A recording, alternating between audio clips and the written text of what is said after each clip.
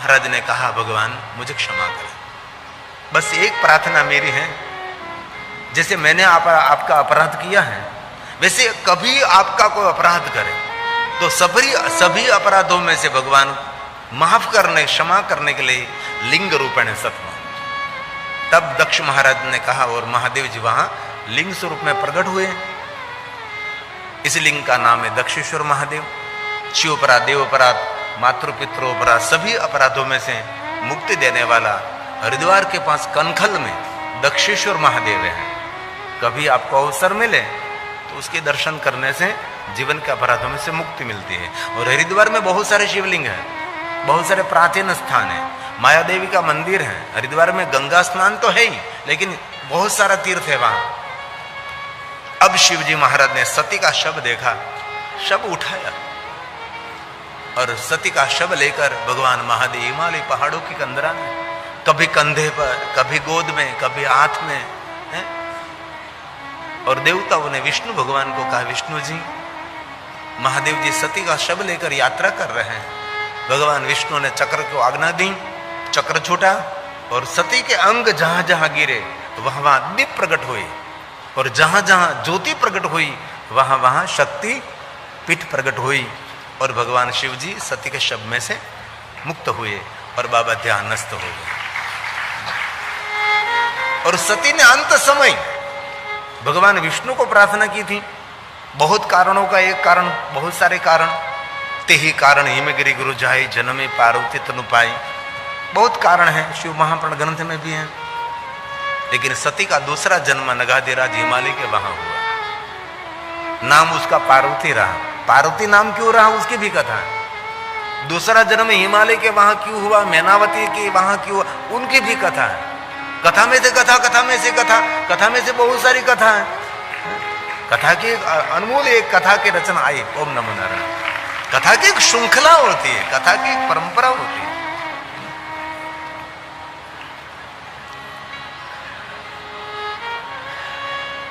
और नारद जी ने पार्वती को शिव भक्ति का सुंदर मार्गदर्शन किया। नारद जी पार्वती के सामने शिव जी की महिमा गाते रहे, गाते रहे, गाते रहे। तब पार्वती का मन महादेव में लग गया। नारद जी को कहने लगे, मुझे महादेव को मिलना है तो मैं क्या करूं? तब नारद जी ने कहा, आपको तपस्या करनी पड़ेगी। और नारद ने पार्वती को शिव भक्ति का मार्गदर्शन किया और शिव जी को मिलने के लिए पार्वती हिमालय पहाड़ पर तपस्या कर रही है। एक तरफ पार्वती तप कर रही, हिमालय की पुत्री, दूसरी तरफ शिव जी ध्यानस्थ हैं। और बीच में तारकासुर नाम का असुर हुआ। ब्रह्मा के पास से उसने वरदान मांग लिया कि शिव पुत्र के द्वारा मेरी मृत्यु हो, क्योंकि तारकासुर जानता था कि सती तो जलकर भस्म हुई नहीं है और शिव जी का कोई पुत्र भी नहीं है, मेरी मृत्यु नहीं होगी। इसलिए मृत्यु का कारण मिला, मृत्यु का भय टूट गया। इसलिए देवताओं को दुखी करने लगा, ऋषि मुनियों को यज्ञ बंद कराने लगा, हाहाकार मच गया।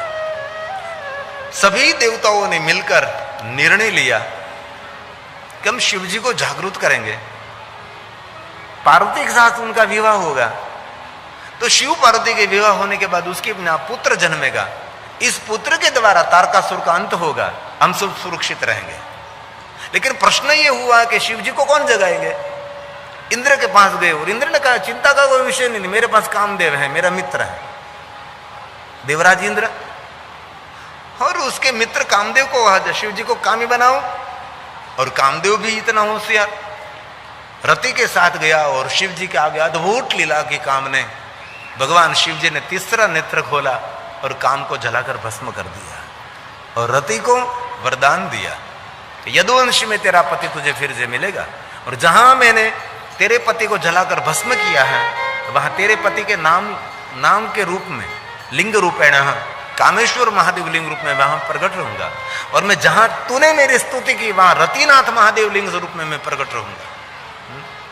और सुन रति, कोई भी मेरा भक्त तेरे पति के नाम से मुझे पुकारता रहेगा तो उसकी कामना की पूर्ति करूंगा। एक नाम विज्ञान भी है, किस नाम से भगवान शिव जी को पुकारते हैं ऐसी कामना की पूर्ति होती है, ऐसे एक नाम विज्ञान भी है। शिवपुराण में तो कम है, लेकिन दक्षिणी ग्रंथ शिव रहस्य में बहुत बड़ा विस्तार है। और भगवान महादेव फिर से ध्यानस्थ। अब देवताओं को पता लगा अब शिव जी को कौन जगाएंगे। नारद के पास गए और नारद ने कहा महादेव को जगाने के लिए प्रार्थना में अद्भुत शक्ति है, चालाकी न करें। सभी देवता और नारद ऋषि मुनि महादेव की स्तुति की। भगवान शिव जी समाधि में से जागे और देवताओं ने विनंती की कि भगवान आपके साथ विवाह करने के लिए पार्वती तपस्या कर रही है और प्रभु आपका और पार्वती का विवाह हो, पुत्र जन्मे, इस पुत्र के द्वारा तारकासुर का अंत होने वाला है, हम सब सुरक्षित रहें। भगवान शिव जी ने कहा सप्तऋषियों को जाइए पार्वती को आशीर्वाद प्रदान करें और मैं कैलाश जा रहा हूं। शिव जी कैलाश पधारे, सप्तऋषि पार्वती को आशीर्वाद देने के लिए गए। पार्वती अपना तप पूर्ण करके हिमालय नगर में पधारी और बीच में किसी को पता न लगे वैसे शंकर जी ने नट रूप धारण किया, जिनको नट लीला कहते हैं।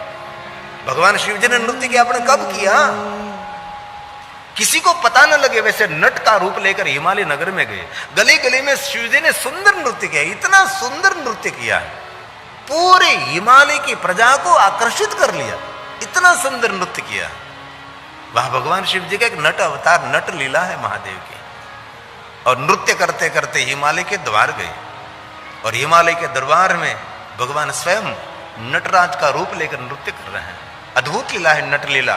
शत शत सृष्टि तांडव रचिता नटराज राज, एक पंक्ति गाए, ये बहुत लीला सुंदर वर्णन है। क्योंकि पार्वती को देखने के लिए शिव आए थे, किसी को पता न लगे, ऐसे ही पार्वती को देख लिया महादेव ने। इसी समय भगवान शिव जी ने नट लीला की थी। और चिदंबरम में नटराज मंदिर भी है, वहां शिव जी की लिंग पूजा नहीं है, वहां शिव जी की मूर्ति पूजा है। चिदंबरम में कभी जाने का अवसर मिले, नटवर और नटराज दोनों साथ में है, नटवर भी है और नटराज भी है। ये भगवान शिव जी की एक नट लीला भी हुई। बाद में पार्वती ने देख लिया, शिव जी ने देख लिया, शिव जी कैलाश पधारे और सप्तऋषि गर्गाचार्य महाराज बृहस्पति सब मिलने के लिए हिमालय को। फिर से विवाह पत्रिका तैयार हुई, महादेव के पास पधारे और शिव जी का दूसरा विवाह हिमालय पुत्री पार्वती के साथ हुआ, जो शिव महापुराण अंतर्गत रुद्र संहिता में पार्वती खंड में है। और जिन बहनों का विवाह नहीं हुआ है, विवाह से पहले एक बार पार्वती खंड का पाठ कर लीजिए। इसमें बहुत सारा व्यवहारिक ज्ञान है, बहुत सुंदर खंड है पार्वती खंड। पूरा शिव महापुराण तो जो आप पढ़ लीजिए तो बेड़ा पार हो सकता है। स जीवन मुक्त उच्चते हैं। संपूर्ण पूर्ण शिव महापुराण ग्रंथ का जो पारण हो जाए तो बहुत बड़ी काम। लेकिन सब कुछ न हो सके, पार्वती खंड, जिन बहन बेटियों का विवाह नहीं हुआ है उनको एक बार पार्वती खंड का पाठ करें। इनमें शिव और पार्वती के सुंदर विवाह की कथा है। और ब्रह्मलोक में स्वयं नारद जी कहते विधे सर्व विधानासि, क्योंकि कथा तो ब्रह्मलोक में चलती है ना, ब्रह्मा और नारद जी कथा कर रहे हैं। प्रयाग तीर्थ में सूत पुराण रोषायन का महात्मा महादेव की कथा का गायन करते हैं।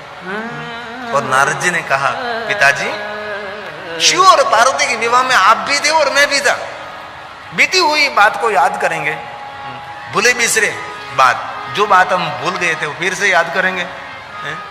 और नारद ने कहा हे विदे विदे सर्वं विजानासि, हे ब्रह्मा आप जानते हैं, विजानासि सब कुछ जानते हैं, मुझ पर कृपा करो आप। कृपया शंकरस्य च त्वया अद्भुता हि कथिता कथा में शिवयो शुभा, कथा में शिवयो शुभा। कथा में जो शुभ करने वाली, मंगल करने वाली कथा है, शिव पार्वती विवाह की कथा कही। और ब्रह्मा जी ने नारद जी को कहा नारद जी आपको बताया नहीं, भगवान शिव जी अद्भुत लीला की बाबा ने। डाक डमरू नफीरी रणसिंगी डाक भूत प्रेत डाकिनी शाकिनी ऐसे चित्र विचित्र बारात लेकर देव दूत भूत ऋषि मुनि सब साथ में नंदी पर सवार होकर भगवान शंकर जी हिमालय नगर में पधारे थे। और हिमालय जी ने सुंदर भगवान शिव का स्वागत किया था। भगवान ने सुंदर लीला भी की थी, वहां तो शिव जी का नाम लीलाधर, लीला विशारद भी हुआ। मैनावती को पूर्व भगवान शिव दिखाई दे, नारद जी ने मैना को पूर्व जन्म का ज्ञान दिया, बाद में नारद मैना को पता लगा कि स्वयं शिव है, और भगवान शिव और पार्वती का सुंदर विवाह हुआ। नारद पता है, मंगल फेरे हुए, कन्यादान हुआ। और खुशी की बात तो यह है नारद कि भगवान शिव और पार्वती के विवाह की विधि गर्गाचार्य महाराज ने कराई। मैं भी साथ में था, आप भी नारद थे, सप्त ऋषि भी थी। और जब हिमालय, मैनावती, मैनाक सबने मिलकर कन्यादान किया, तब गर्गाचार्य महाराज ने मंत्रों का गायन किया। एक समय ऐसा हुआ था, एतस्मिन् समये तत्र एक समय अंतर है, गर्गाचार्य हिमवान् बेनया साद्र कन्या दातुं प्रचक्रमे कन्या दातुं कन्या को जो दे रहे वो कन्यादान है। बहुत ऋषि मुनि इसमें बहुत सारा विवरण करते हैं। कन्या का दान नहीं, कन्या को जो दे रहे वो सब कन्या को कन्यादान। हिमालय जी ने बहुत कुछ पार्वती को दिया है, पूरा विस्तृत वर्णन है। भगवान शिव और पार्वती का मंगल फेरे हुए हैं। अरे विदाई की कथा तो इतनी लंबी है। मैनाक को कोई कहे, हिमालय जी को कोई कहे कि पार्वती की अभी विदाई करो, इसी समय हिमालय जी बेहोश हो जाते हैं। बहुत दिनों तक सबको रहना पड़ता था वहां। फिर से धीरे से ब्रह्मा जी समझावे, लेकिन हिमालय जी पार्वती को विदाई करने के लिए तैयार ही नहीं हो रहे थे। बाप और बेटी का क्या प्रेम है वहां दिखाई देता है। इसलिए मैं जिन बेटियों का विवाह नहीं हुआ है उनको मैं कहता हूं कि एक बार ससुराल जाने से पहले पार्वती खंड को पढ़ लीजिए। पिता का प्रेम, पिता का आदर अपनी बेटी के प्रति कितना होता है। और मेरी युवान बेटियों को मैं दिल से एक बात कहना चाहता हूं, मैं साधु हूं, बहुत दिल से। मैं जिन बेटियों का विवाह नहीं हुआ, जो ससुराल नहीं गई, जो पढ़ रही है, अभी थोड़ी परिपक्व नहीं है, इन बेटियों को मैं कहता हूं, दुनिया में आपके माता पिता से बढ़कर किसी का प्रेम नहीं है, किसी का नहीं। सभी प्रेम आपके लिए तुच्छ है। सबसे बड़ा प्रेम आपके माता पिता का है। इसलिए 5 दिन, 10 दिन, महीना, 2 महीना, 6 महीने का प्रेम देखकर माता पिता को कभी ठुकराना नहीं चाहिए। मैंने बहुत बहन बेटियों को देखा है, जो बहन बेटी अपने माता पिता का प्रेम को ठुकरा कर कहीं अपनी इच्छा अनुसार चली जाती है, हृदय से कहता हूं कभी जीवन में सुखी नहीं होगी वो। इसलिए सच्चा प्रेम आपका माता पिता का है। आपका पिता कभी आपका अहित नहीं करेंगे, आपकी मां कभी आपका अहित नहीं करेगी। और मैंने दुनिया बहुत नजदीक से देखी है भाई। मैंने एक गांव का पानी नहीं पिया है। मैं रोज नए नए गांव, नए नए राज्य, नए नए देश निरंतर भ्रमण रहता है। मैंने दुनिया को बहुत देखा है।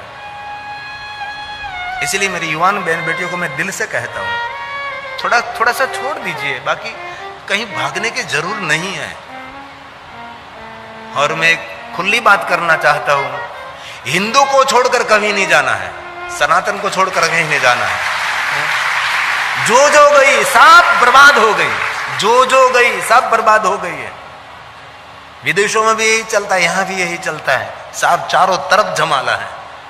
इसलिए मेरी बहन बेटियों को मैं दिल से प्रार्थना करता हूं, आपको कहीं नहीं जाना है। आपकी सुरक्षा सनातन में है, आपकी सुरक्षा हमारे समाज में है, आपकी सुरक्षा हमारे साथ है। और विवाह विधि करे तो हमारे आचार्यों ने जो परंपरा दिखाई, ऐसे ही विवाह विधि को स्वीकारे। और सनातन धर्म में जो विवाह विधि के संस्कार हैं, ऐसे संस्कार कोई पूरी दुनिया में किसी के पास नहीं है जो हमारे पास है। क्या महिमा है विवाह विधि के संस्कार के। और विवाह का मंडप महफिल का मंडप नहीं है, वो पूजा का मंडप है। हमारे जीवन का एक नई शुरुआत कर रहे हैं हम। नया परिवर्तन हो रहा है, नया आवर्तन होने वाला है, आपका वर्तन मंगलमय होना चाहिए। ये विवाह विधि है। इसलिए विवाह को कभी महफिल ना समझें। शिव पार्वती के विवाह की कथा, बाद में विदाई की कथा, और विदाई के बाद शिव पार्वती विवाह होकर कैलाश के द्वार पधारते हैं। विष्णु भगवान लक्ष्मी जी स्वागत करते हैं। बाद में शिव पार्वती ने सुंदर विचरण किया है। जिन वन में शिव पार्वती विचरण करते, वहां कोई पुरुष पैर रखता था वो नारी बनता था। जैसे कृष्ण की रासलीला में कोई पुरुष प्रवेश करता था वो गोपी बनता था, गोपी भाव में प्रकट होना जाता। और शिव जी की लीला भी ऐसे है। लेकिन महादेव की लीला का मैं वर्णन नहीं कर सकता। क्यों? जगत पीतरो वंदे पार्वती परमेश्वर, हमारे माता पिता है, इसलिए उनकी लीला का वर्णन करना ये शब्द दोष है, इसीलिए नहीं बोल सकते। बाकी शिव महापुराण में कभी पढ़ लीजिए, क्या क्या वर्णन। अरे तामिली ग्रंथों में शिव पार्वती के विचरण का वर्णन, कैसे विचरण, कैसे विहार करते थे। कोई पुरुष कोई वन में पैर रखता था, इसी समय नारी बन जाता था। ये लीला। समय बीतने लगा, तारकासुर का त्रास, देवताओं का धैर्य नहीं रहा। सभी देवता, जहां शिव पार्वती जिन वन में विचरण कर रही थी, वन में देवताओं ने प्रवेश किया, सभी देवताओं का पुरुष तत्व खत्म हो गया। बाद में कोई देवताओं को कोई संतान नहीं हुई। पुकार करने लगे, महादेव जी तारकासुर से त्राहि माम है। और इसी समय शिव पार्वती के मिलन का समय था। महादेव ने पार्वती के मिलन का अवसर छोड़ दिया। शिव जी दौड़ते दौड़ते देवताओं के पास आए हैं। ये कथा बड़ी गुड़ रहस्य भरी हुई कथा है। शब्द मर्यादा इसमें छूट सकती, इसीलिए मैं बहुत संभाल कर ये कथा कहने का प्रयास करता हूं। और इसी समय पार्वती को ठीक नहीं लगा कि मेरी मिलन के समय देवताओं ने विक्षेप दिया। इसी समय पार्वती ने कह दिया कि आज के बाद कोई देवताओं को पुत्र और पुत्र नहीं रहेंगे, और जो कोई पशु पक्षी कहीं भी इसके मिलन के अवसर पर कोई दृष्टि करेंगे उनके परिवार में वियोग होगा। ये पार्वती का बड़ा श्राप है। बाद में शिव जी गए, देवताओं आपका धैर्य नहीं रहा, भगवान तारकासुर से हम त्राहि माम थे, कोई बात नहीं, नियति जो निर्णय लेती वही होने वाला है। मेरे अंग में से जो तेज स्खलन हुआ है ले जाइए। और पर्ण में तेज ले लिया, अग्निदेव को दिया। बाद में पूरी प्रक्रिया चली। इस तेज के द्वारा सुंदर एक पुत्र प्रकट हुआ, जिनको हम कार्तिक भगवान कहते हैं, जिनको षडानन कहते हैं, हम स्कंद कहते हैं। सब कृतिकाओं की कथा। और इतना महान बलवान योद्धा जो महादेव का पुत्र है। भगवान नंदिकेश्वर ने कार्तिकेय को सब कुछ समझाया, तो शिव जी का पुत्र है। और तारकासुर का अंत करने के लिए तेरा प्रागट्य हुआ है, जिनके नामकरण विधि विश्वामित्र जी ने की थी, ये भगवान कार्तिकेय है। और कार्तिक भगवान और तारकासुर का युद्ध हुआ। युद्ध के परिणाम स्वरूप तारकासुर का अंत हुआ। आकाशीय तारक लिंगम और कार्तिक स्वामी देवताओं के सेनापति बने। जहां से देवताओं के सेनापति भगवान कार्तिकेय बने हुए, वहां से कभी देवताओं का पराजय नहीं हुआ। और भगवान कार्तिकेय ने शैल पहाड़ पर जाकर तपस्या की, कृष्णा नदी के तट पर, जहां हमारा दूसरा ज्योतिर्लिंग है मल्लिकार्जुन महादेव, ये भगवान कार्तिकेय के तपस्थली है। और भगवान कार्तिकेय की कथा कुमार खंड में है। मैंने तो बहुत कम शब्दों में कहने का प्रयास किया। बाद में कुमार खंड में भगवान शिव और पार्वती का दूसरा पुत्र, जिनको भगवान गणेश कहते हैं, जो विघ्नों के हरता है और मंगल करता भी है। हमारे सबके घर में भगवान गणेश हैं। और एक बात कहूं, जिनके घर में भगवान गणेश नहीं है उसके घर का पानी कभी नहीं पीना चाहिए, क्योंकि गणेश के बिना हमारा कोई पूजा का प्रारंभ नहीं है। गणेश के बिना हमारा कोई कार्य प्रारंभ नहीं हो रहा है। इसलिए गणेश भगवान के बिना हमारा कोई चलता कुछ नहीं। शिव जी का गौण पुत्र गण अध्यक्ष है, उनकी कथा भी शिव महापुराण ग्रंथ में है। भगवान गणेश को मैं हृदय से प्रणाम करता हूं। तो बहुत सारी कथा शिव महापुराण ग्रंथ में है। भगवान शंकर जी के अगणित अवतारों की कथा है, अनेक असुरों की संहार की कथा है, ऋषि मुनियों की शिव भक्ति की कथा है। महात्माओं ने कितनी कितनी महादेव की भक्ति की, जीवन पर्यंत शिव शिव शिव शिव करते रहे, एक पल नहीं छोड़ा शिव जी को। और अब सभी ऋषि कहते हैं भगवान अब तो सूर्य अस्त होने वाला है, ये जर्जरित शरीर हो गया है, शरीर को छोड़ना है, इससे पहले आपको मिलना है। ऋषि मुनियों ने महादेव को कहा और शिव उपस्थित हुए। क्या मिलना है? ऋषि मुनियों ने आंख के आंसू के साथ कहा, भगवान हमारा बहुत बड़ा एक दुर्गुण जीवन में रहा है। भगवान महादेव ने कहा कि मैंने कभी आपके दुर्गुण को देखा ही नहीं, एक पल भी आपने कभी मुझे छोड़ा नहीं है, और आप कहते हैं आप में बहुत बड़ा दुर्गुण है। क्या दुर्गुण है आप में? ध्यान दीजिए शब्दों पर। ऋषि मुनियों ने कहा, महादेव हमारी जीवन यात्रा में कभी कभी हम आपको भूल जाते थे, ये हमारा बहुत बड़ा दुर्गुण है। कभी कभी एक पल के लिए महादेव जी हम आपको भूल जाते थे, ये हमारा दुर्गुण है। तो सोचिए जरा, एक पल के लिए महादेव को ऋषि मुनि भूल जाते थे कभी कभी, उनका बड़ा दुर्गुण है, और हम कभी कभी याद करते हैं। कौन है जो निरंतर भगवान शिव के साथ रहने वाला? कौन है? कोई नहीं दुनिया में। ऋषि मुनियों ने कहा हमारा सबसे बड़ा दुर्गुण है, एक पल के लिए भगवान हम आपको छोड़ देते थे। और हम लोग महादेव के साथ नहीं जुड़े रहते, हम तो मोबाइल के साथ जुड़े रहते हैं, ऊपर नीचे ऊपर नीचे ऊपर, क्या है पता नहीं है? ये ऋषि मुनि एक पल के लिए भगवान शिव जी को भूल जाते, वो उनका बड़ा दुर्गुण मानते हैं वो लोग। तो हम लोग क्या माने? पूछिए अपने स्वयं को, पूछे जरा, वार्तालाप करिए, हमारा चिंतन क्या चल रहा है। कथा में हम बैठे, लेकिन आपका शरीर कथा में, आप कथा में नहीं है। अब तो बहुत दूर दूर चले जाते हैं, फिर पकड़कर यहां आते हैं, है ना। महादेव ने कहा कि अरे ऋषि मुनियों, एक पल के लिए मुझे भूल जाना वो कोई दुर्गुण है? आपकी भक्ति मैंने देखी है। भगवान सूर्य अस्त होने वाला है, घनघोर अंधेरा होने वाला है, अभी आंख बंद होने वाली है हमारी, इससे पहले कुछ मांगना है भगवान। महादेव ने कहा कि ऋषि मुनियों, आपने कभी जीवन पर्यंत मेरे पास कुछ भी मांगा नहीं, कभी मेरे पास कोई याचना नहीं की, और आज मांगने की वृत्ति कहां से आई? तब ऋषि मुनियों ने मांगा। बहुत सुंदर बात है महादेव, आज मांगने की हम सब में इच्छा हो गई है, क्या मांगना है? तब ऋषि मुनियों ने कहा, महादेव और कुछ तो नहीं मांगना चाहते हैं, मांगना भी नहीं चाहे आपके पास, इच्छा व्यक्त भी नहीं करनी चाहिए महादेव, परंतु हे महादेव, आपने जो हमारी भक्ति स्वीकारी है, ध्यान दीजिए, आपने जो हमारी भक्ति स्वीकारी है, तो भगवान महादेव हमारी भक्ति के फलस्वरूप दूसरे जन्म में ऐसे माता पिता मिले जो महादेव जी आपका भक्त हो। शिव भक्त माता पिता का पेट हमारा जन्म होना चाहिए, और महादेव वहां हमारा जन्म हो जिनके कुल देवता महादेव आप हैं, जिनकी कुल परंपरा में महादेव आपकी उपासना हो रही है, जिनके इष्ट देवता, जिनके कुल देवता महादेव आप हैं, ऐसे शिव भक्त कुल में हमारा जन्म होना चाहिए। ऋषि मुनियों ने शिव जी के पास ये मांग, धन संपत्ति वैभव जमीन जागीर नहीं, वो तो आपके कर्मों का फल है।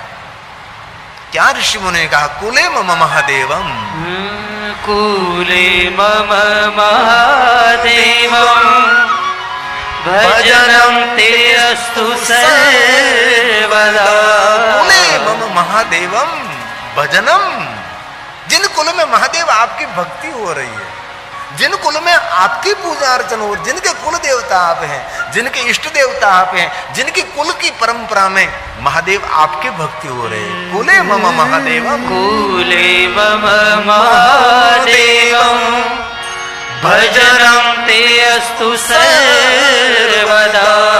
हे महादेव, माभूतस्य कुले जन्म, इसी कुल में जन्म मिले यत्र त्वं नहीं देवता। ऋषि मुनियों ने क्या बात कर दी। जैसे माता तपस्विनी देवी ने कहा था उपंजन को, बेटा अन्य कोई देवता तुझे कहे ना कि मेरे पास मांग, नहीं नहीं, देवताओं के पास कभी नहीं मांगना, महादेव जब आपको मिले तब महादेव के आगे याचना करनी है।